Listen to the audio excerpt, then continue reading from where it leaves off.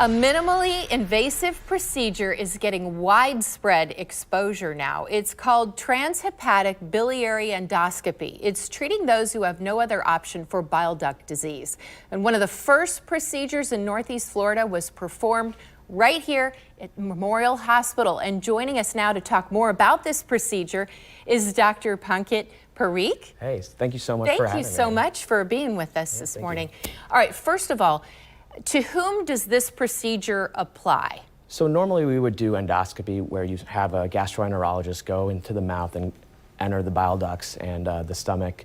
And some people have had gastric bypass or another surgery or are too sick to have general anesthesia, so they cannot have that sort of procedure. So this is something new that we can offer to these patients to treat some of the same diseases. And that's a big group of people. Yeah, that's, you know, gastric bypass is a very common surgery in America now with the obesity epidemic. So yeah, it tends to, you know, cover a lot of people.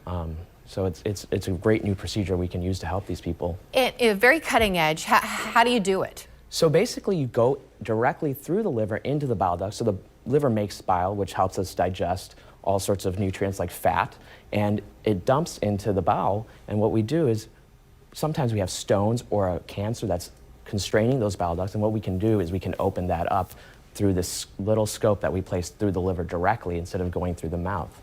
So not only life-saving, but also I would imagine recovery from something like this would be far different than if you had to do open surgery. Yeah, so what we talk about in interventional radiology a lot is quality of life. So how can we improve this patient's quality of life, not only to prolong their life, but improve their quality? And this is something that we talk about all day, and it's just, the recovery is a few days. So we send patients home either the same day or the next morning, so not even 24 hours later. So what I find really interesting here is that a lot of these game-changer, cutting-edge technologies and procedures are done at major academic institutions.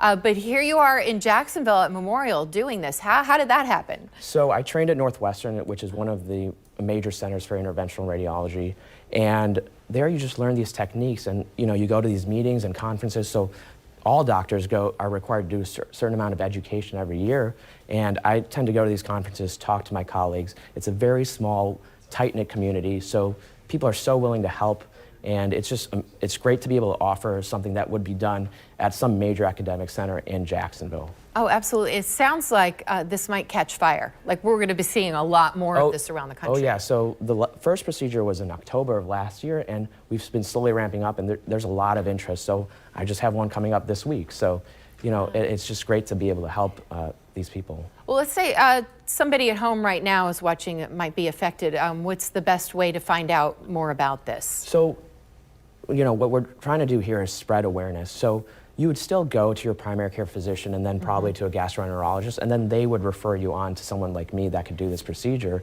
And, you know, even other doctors don't know that this procedure exists. So that's what I'm trying to do, is trying to make people aware.